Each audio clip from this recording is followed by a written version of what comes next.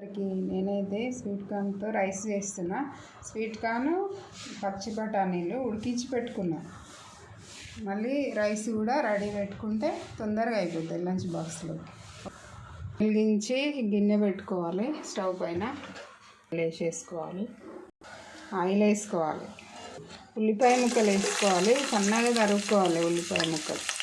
ఇందులో షాహీ జీరా ఒక్కటే వేసుకోవాలి. లవంగాలు అన్నీ కాకుండా షాహీ జీరా ఒక్కటే వేసుకోవాలి. టేస్ట్ బాగుంటుంది. పచ్చిమిర్చి చీలికలు వేసుకోవాలి. అల్లం వెల్లుల్లి పేస్ట్, పసుపు వేసుకోవాలి. కొంచెం పుదీనా ఆకులు, కొంచెం కరివేపాకు. క్యారెట్ ముక్కలు వేసుకుంటున్నా.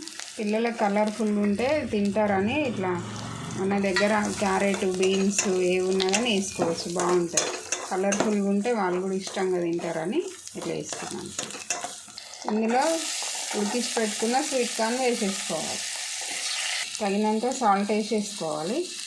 చిల్లీ సాస్ ఒక స్పూన్ వేసుకోవాలి. టమాటా సాస్ ఒక స్పూన్ వేసేసుకోవాలి. Dark soya sauce half spoons వేసుకోవాలి. ఒక స్పూన్ వెనిగర్ వేసుకోవాలి. వేసుకొని అన్నీ మంచిగా కలిసేటట్టు కలుపుకొని రాసుకోవాలి. అంతే. కొంచెం మిరియాల పొడి వేసుకోవాలి. వేసుకొని రైస్ వేసి కలుపుకోవాలి. అంతే.